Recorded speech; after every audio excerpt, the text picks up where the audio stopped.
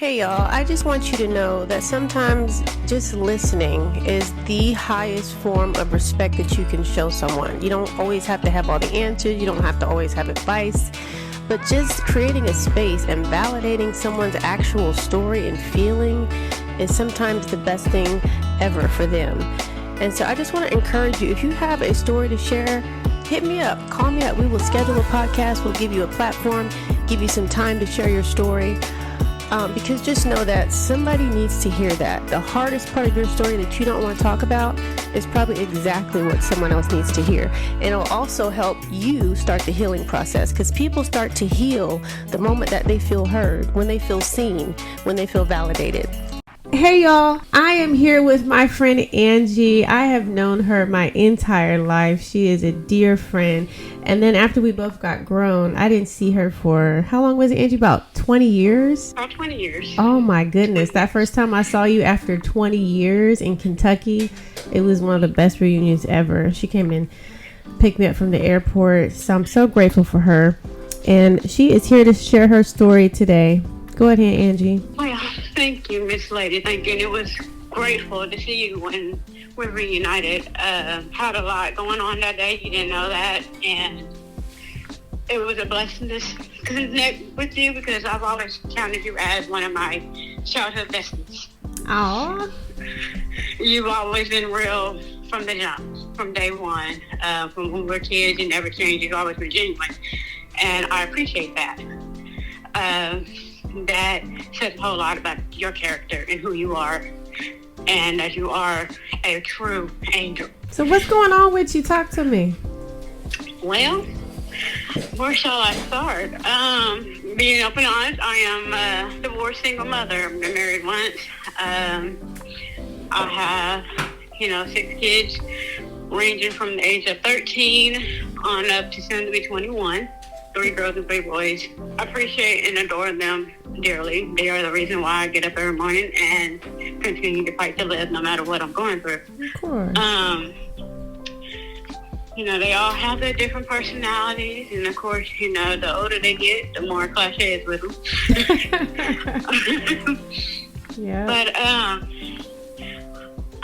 my story starts off with dealing with I had childhood trauma, experienced sexual abuse at a young age, and that had me battling mentally as to who I am and what's my identity, which way I want to go. Can I trust people, or it was my fault?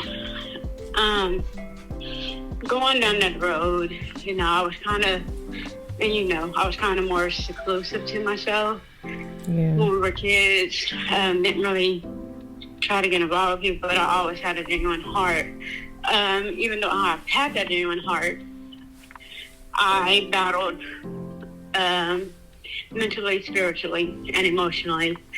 Yeah. And it caused me to act out, get attitudes, ran away from home to another state, literally got on a bus and went to another state at a young age, got involved with the wrong group of people. Started, drinking at an early age, smoking, and, getting into the drug scene, nothing too hardcore. How old were you? I started doing that at the age, and even though everybody that's out there listening probably thought I would never do this, but I started off about 10, hiding it from my parents and hiding it from everybody that I went to church with. Neighbors, kids were sneaking from their parents and introducing me to it. It was one of the silliest decisions I ever made in my life, but I learned from it. Yeah. But it caused me to be on a rough road and journey, trying to find myself, figure out who I'm supposed to be. Yeah. As an individual. And it continued to follow me into my adolescence and young adult life. And I kept, partaking things, and then I started popping pills, taking pills. Had an addiction. Then I turned over to alcohol, and I'm woman enough to admit that yes, I was an addict, and it messed with me, thinking and making decisions. I've made a lot of bad decisions and did a lot of mistakes, yes. Girl, we all have. yeah, nobody's perfect. Right. Nobody's perfect. Absolutely. Like I said, I've always been true to my heart, and I've always tried to see the good in people.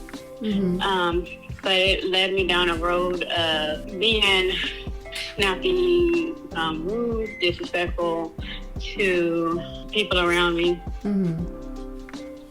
Your parents. My parents. I just kind of got to the point where I was, since everybody, since everybody's being mean and disrespectful and trying to use me, I might as well go ahead and do the same thing back.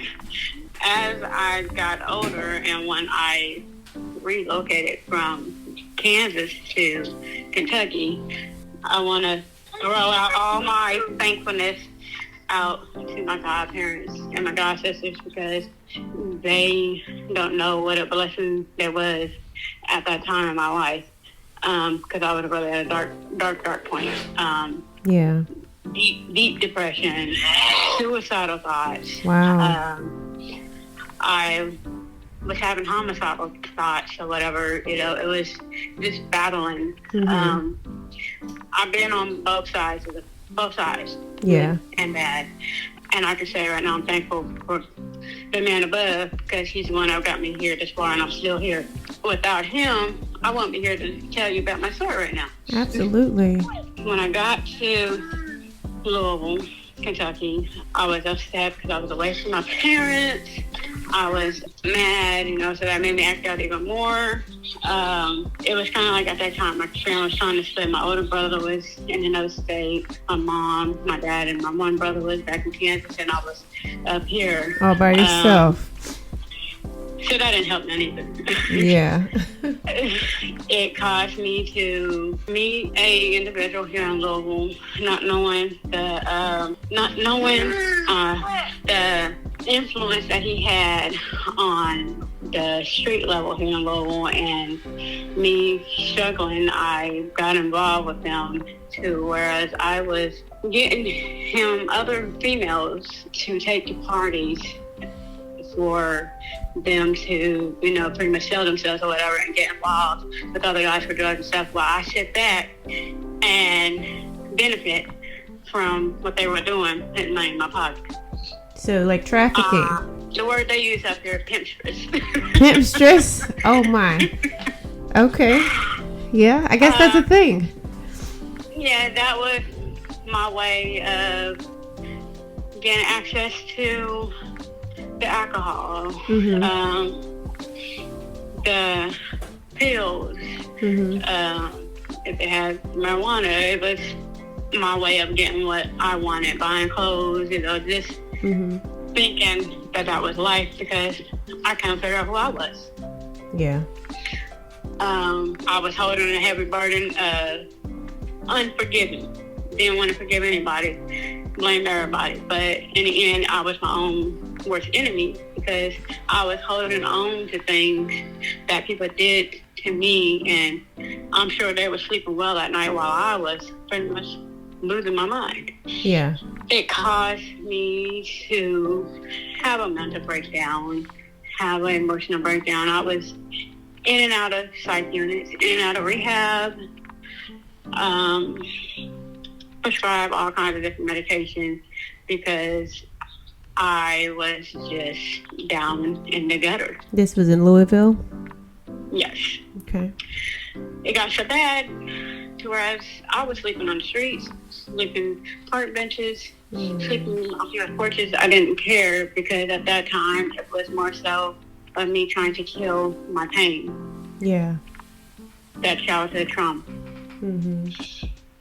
Unforgiven. I started, having kids. Got pregnant with my first one. And I was like, I'm going to change. I'm going to change. I'm going to do what I need to do. I'm going to change. I'm going to change. But I was not doing the complete proper steps that I needed to do with rehab and, that self-care, self-healing. Yeah. But I tell my daughter today, I know you're the oldest, but you got to understand, I was blessed because you saved my life. At the age of 18, I was thinking about taking my own life until I found out that I was pregnant with her. She was your angel. Yes. Thinking, okay, I'm going to get this right.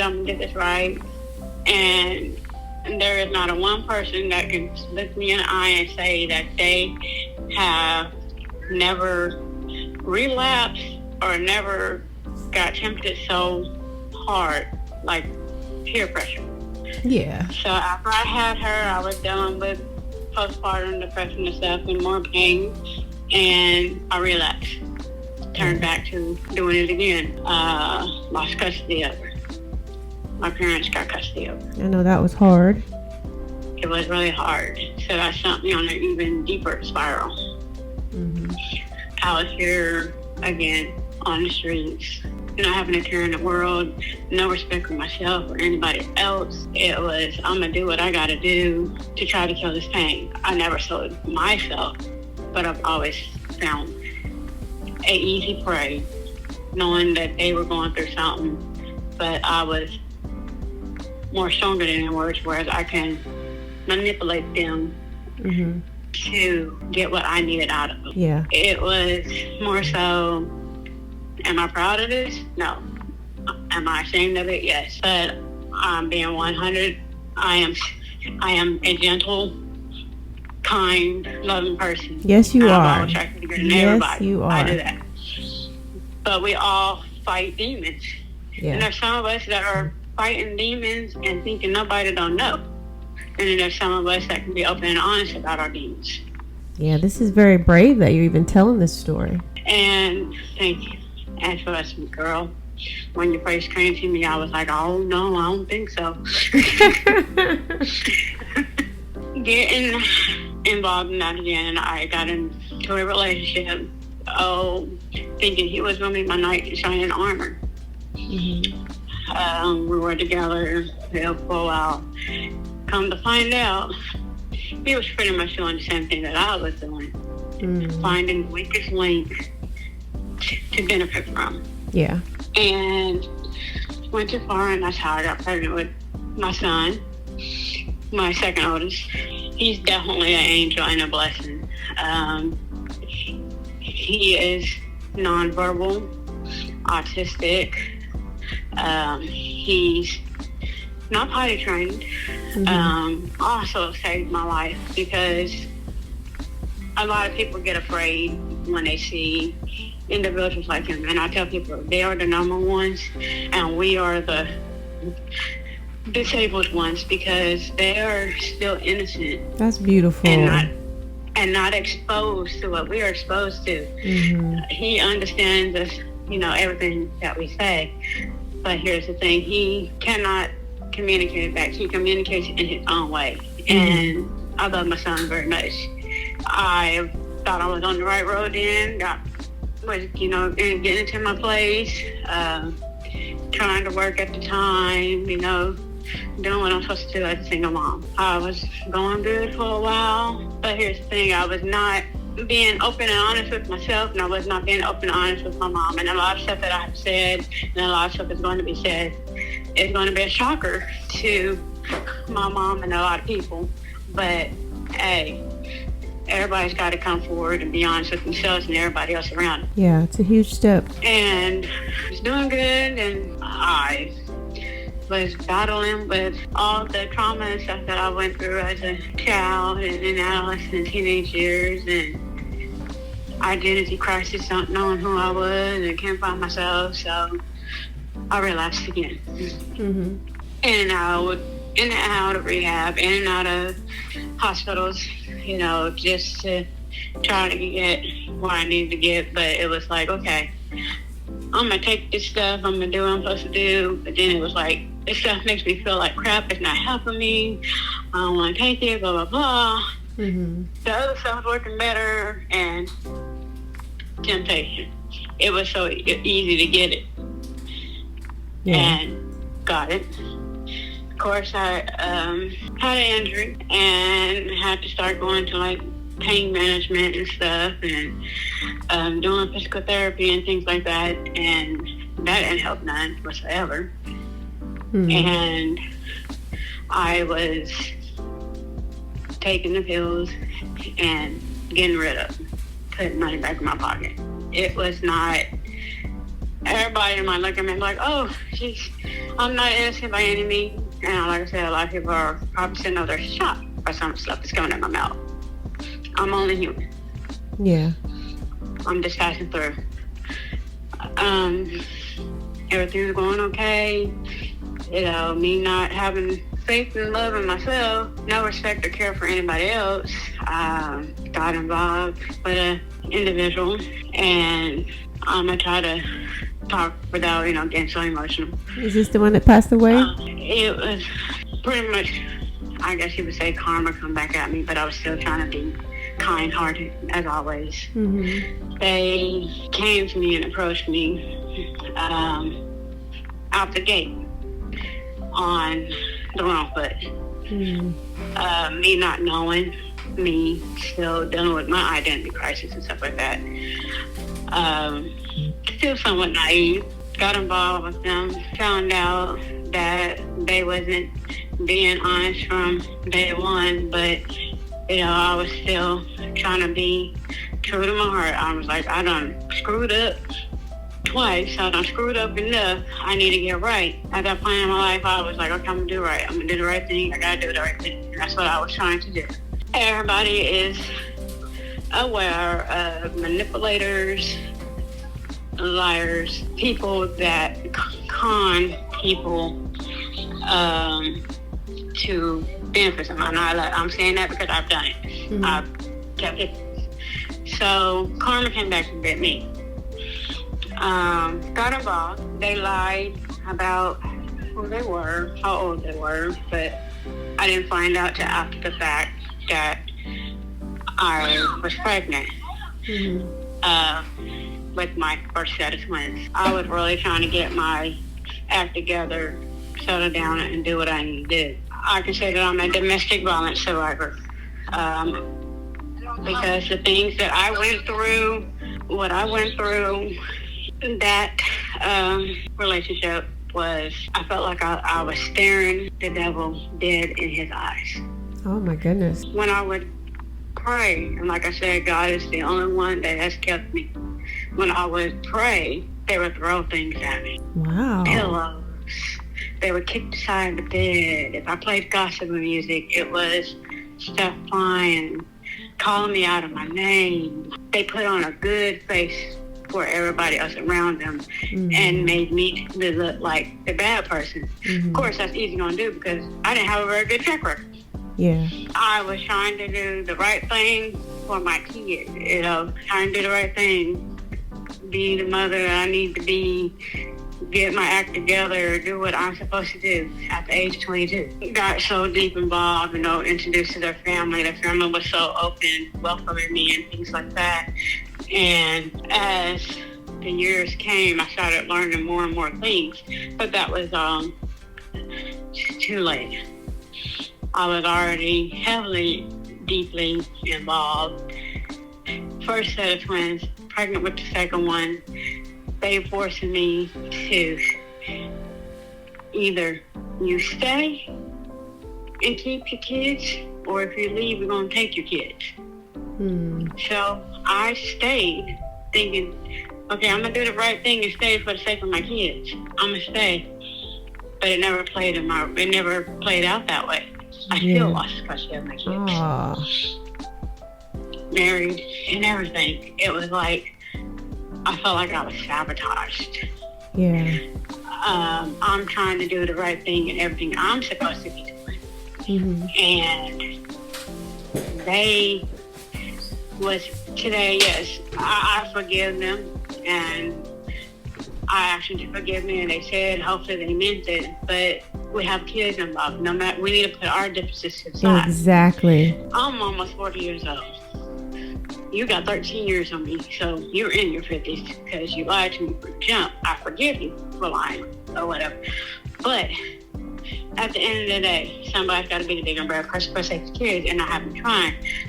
But you do not go around slandering and smashing my name, knowing that you wasn't perfect either.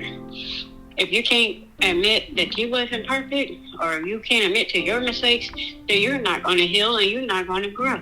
That's true. And some people never do. And that's the situation. Is like, don't pull my kids in this. Don't pull my parents in this either. I am as humble as I can be right now. I am as humble as I can be. Yeah. I'm not a bitter baby mama, bitter ex-wife, or anything. Yeah. You don't have anything that I want. I have forgiven myself and forgiven you, and have found myself and still working on myself without you. That bothers you.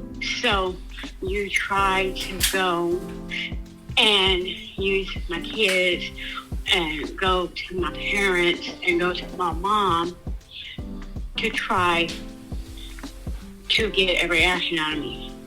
I'm going to let you keep on stacking it up, and then I get real tired. I'm one of them people, I'll let it stack up for 5 years.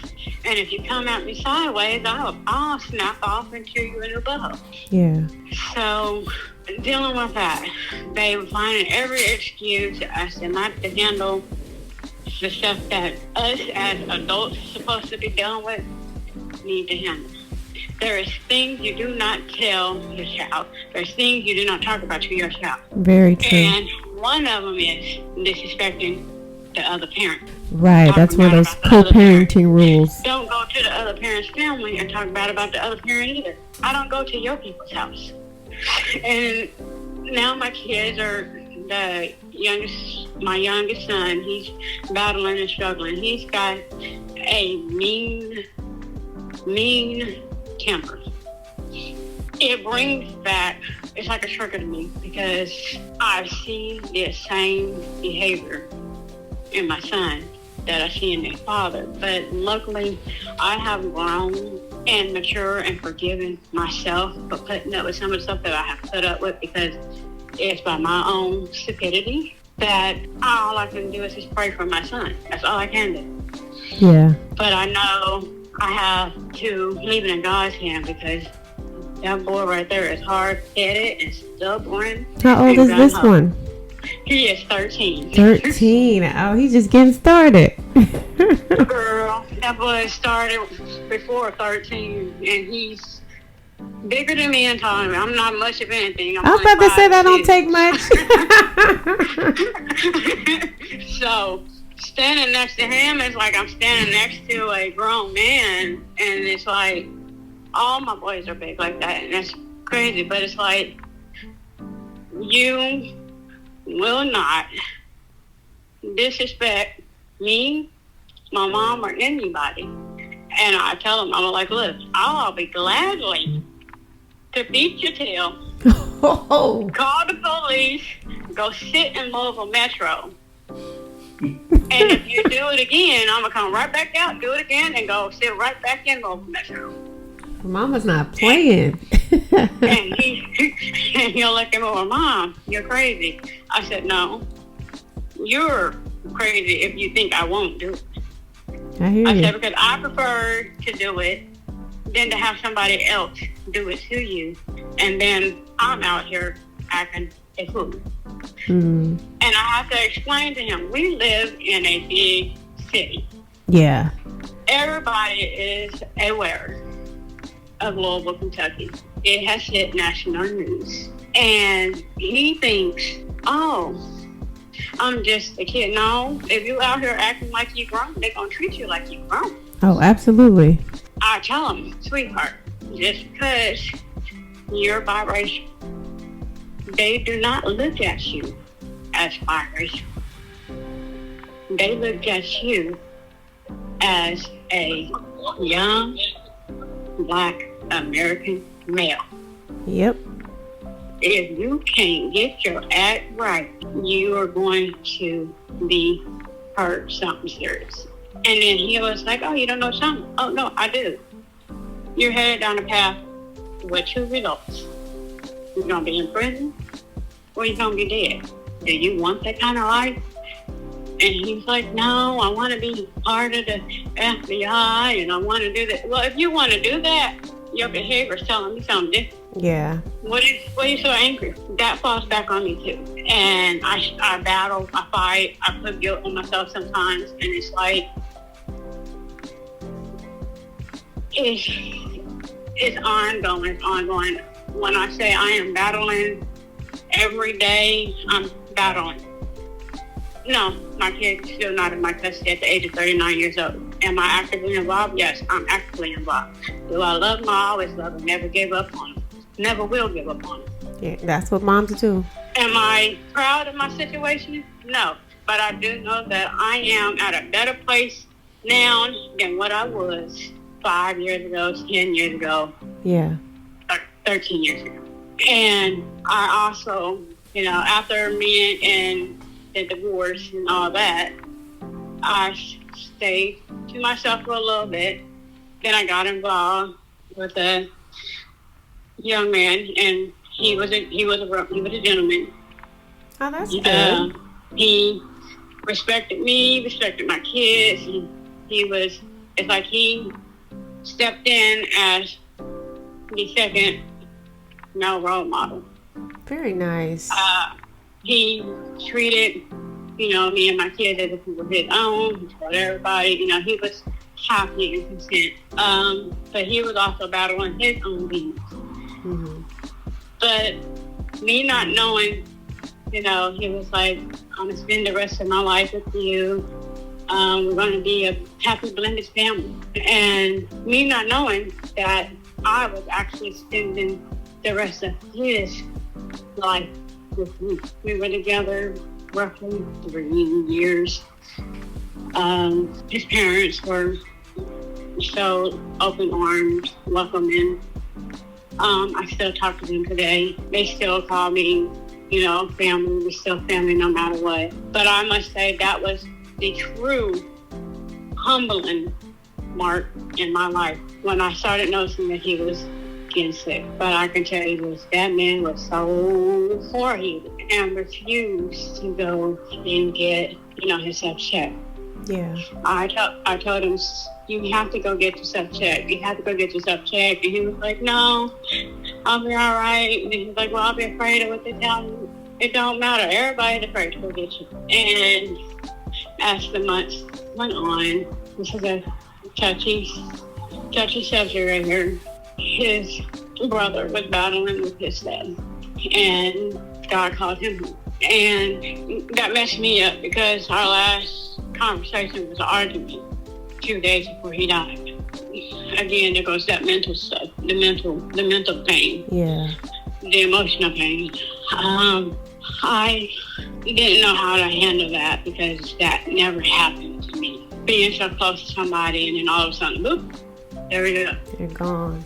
Yeah, that's hard. And instead, the boyfriend at the time was doing good, and then when that happened to his brother, he headed down a downward spiral. He gained his wings 7 months after his brother did.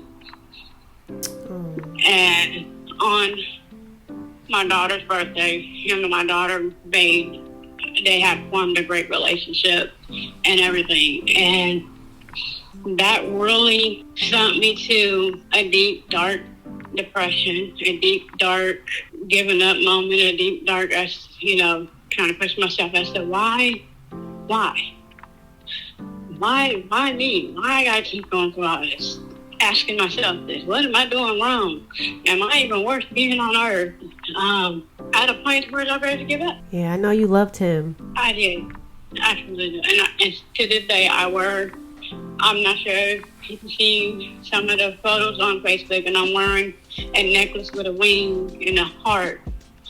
those are his ashes. They stay on my neck. God brought him into my life to humble me so that I can look at life differently, so that I can help somebody else. I didn't know what I was going to do, how I was going to do, or anything like that. But I can tell you this, it was a shock to my whole entire family because we loved him. He had a good heart. Everybody loved him. He always wanted to help people. Always. He was one of our local sous chef. He worked at one of our local independently owned restaurant. He helped. Like we have a program here where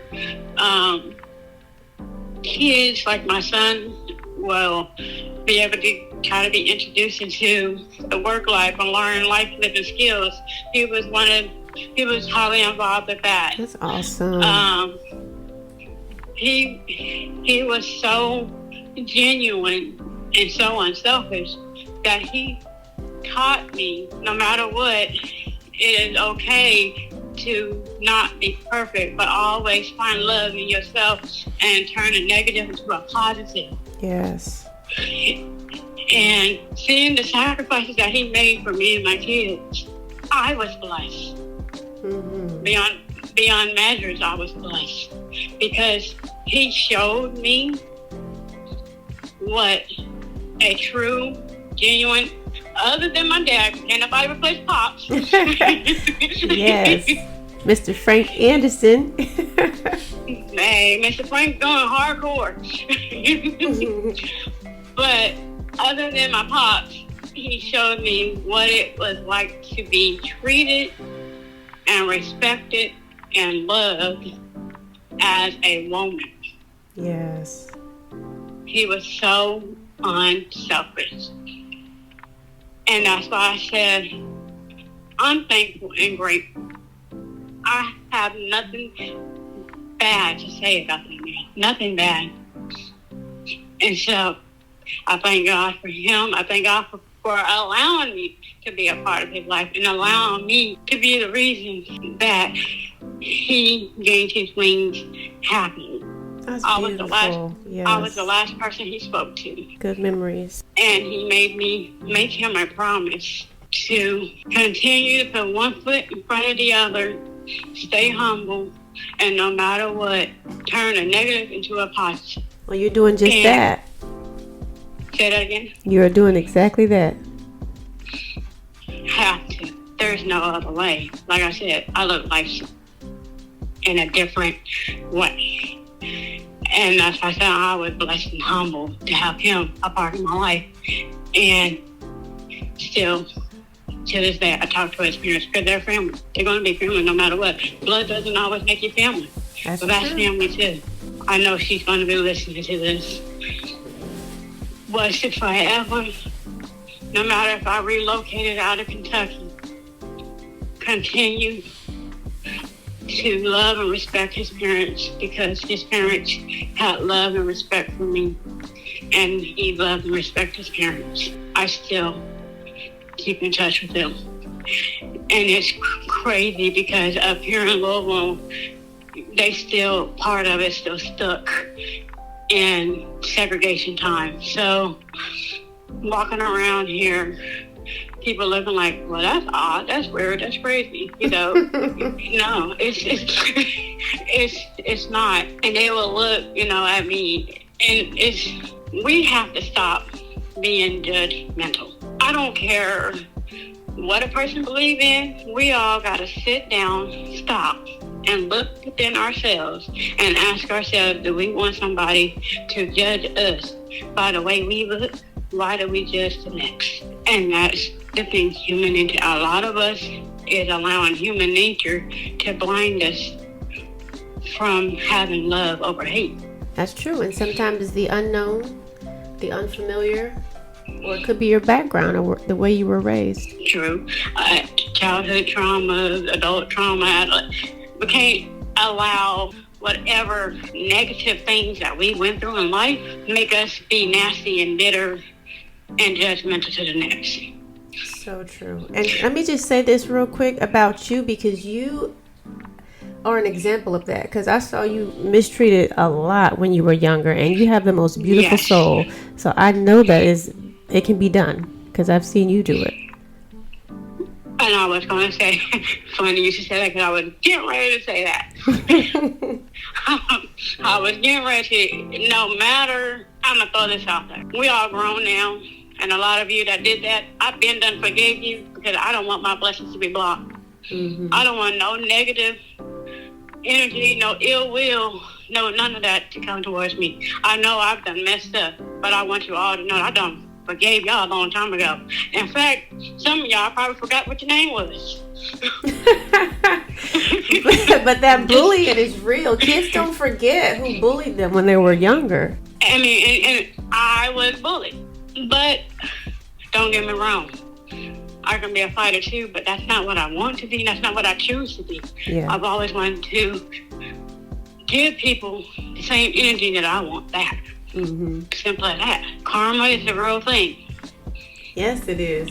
A lot of people are probably going through something right now that they trying to figure out why they going through it. I'm gonna bring to your attention. Hey, you've been slapped in the face by karma.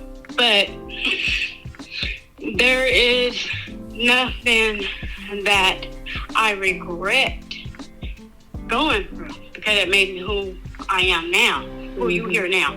Yes. Again, we all have our still childish ways. Okay, everybody still got a child in them. There is a time in everyone's life where we all got to grow up and be mature and let negative strife and energy go. If that means you gotta distance yourself from somebody, do it. Your self inner peace matters more. Absolutely. I know that because I've been through it. Still sometimes I might, have my little moments. Oh, I wish I could slap the double up somebody. But oh wait, come back to reality. That's stupid of you. Well, we're human, so we have those moments. I'm so proud of And you. like I said, I know I am not perfect. Nobody that is still here is perfect. None of us is perfect. We are still here trying to figure out what our purpose is, or some of us know what our purpose is. Just gotta continue to level up each time because our purpose is not done yet. And to the ones that stick their nose up at people and think they're better than everybody else, you're not. Because I guarantee you have done something that is not right by any technicality. So, Angie, Yes. I have a couple of questions for you because I feel like your story is unique, is special. I mean, not just because it's yours, and you're choosing to share that with the world today. So again, you're being brave, and I commend you for that. I'm just curious, just as your friend, as somebody who's known you for years, what was the one thing, what was the turning point for you? Because just listening to you, I feel like it may have been when you actually fell in love with somebody that made you realize, how valuable that you actually are, as a woman. Or do you feel like it was a different point in your life where you felt like, you know what, I am worth fighting for? Like, what was it for No, you? you hit it on the head. Okay. When God placed him in my life, for whatever reason. When we met, I had a guard up. I had trust issues. I might have spoke to people. People think I'm so outgoing. Okay, I speak to people. But at the end of the day, I don't want to be around nobody. Yeah. Don't want to be around nobody. But whatever God's timing and whatever God's reasoning for that, I'm thankful. Because I was a blessing to them. And hearing from their families and stuff, he was a blessing. We were both blessings to each other.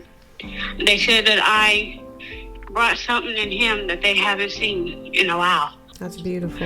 And look, we were so boring. We acted like we were 80s people. All we wanted to do was sit on the couch and watch movies. Yeah. And walk parks and go to the movies every now and then. Take the kids and do laser tags. And of course, I don't know how a person can cheat and laser tag, but always happened. But he doesn't know. Well, he knows because he's watching down on us. the positive impact that he had on me, my kids, my family. We all miss him dearly. Hey, and so I have another question too, because there's a lot of girls, young girls, who have gone through what you went through at a young age as far as the abuse, and then some of them don't speak on it, not even to this day, because of, you know, how it made them feel and how traumatized they were behind it. So do you feel like when you spoke on it, it helped you start the healing process? Oh, absolutely. When I finally came out and spoke about it and told individuals involved and individuals that are aware of the situation, it was like the weight of the world came off my shoulders. Yeah. And when I said it, I was sitting on the floor, crunched up in a ball, like crying, like, oh my God, I finally let that go. Yes, and that's a heavy like, burden. Why in the ancient double hockey sticks was I carrying that load on me anyway? Because you can't help or change anybody's actions. Right. For every action, there is a reaction. You have to stop, think, and then react accordingly. When you react in the heat of the moment, that's where a lot of regretfulness comes from. Yeah. Wow. So when I finally hit that point in my life to be able to look these trusting people in the face and tell them, hey, look, it happened. I don't care how you feel about the individual. I have nothing to lie. That's no lie. It happened. Yeah. Y'all can take it how y'all want it. I need my blessings to flow. I have 6 angels on this earth, whether they're in my custody, need to see me at a healthy rate. Yes. And I'm sure your kids have seen all the progress that you're making. They are our biggest fans. Our kids they see are. me on my worst and my best. Yeah. And like I said, only human. My kids have seen me when I was down in the gutter. I never hid anything from them. I'm that one person that came to family gatherings or whatever the case may be, and when I was down in the gutter, I would show up higher than the fruitcake. Not caring. Was that right for my kids to see that? No. But I was unfiltered and raw. I want them to see that, hey, I'm still here even though I'm barely seeing straight, and if they came to give me the sobriety test, I'll be locked up, but I'm here. Yeah. Because my love for them would never stop. So was there anything else that you wanted to talk about as far as trauma, things that you had to get through? I mean, I know this was hard for you as it is, so and I think it's been a great interview thus far. I've just kind of let you get out everything that you wanted to get out, but I know that this was important to you to do this tonight. So is there anything else that you just really want to say right now? Yes, I do. This is out to them ladies, them females, them young women. If you are in a ship, relationship, friendship, whatever kind of ship it is, and you feel like you lost yourself and you feel like they are abusive in whatever form, I don't care if it is mental, verbal, physical. I done been all across that board.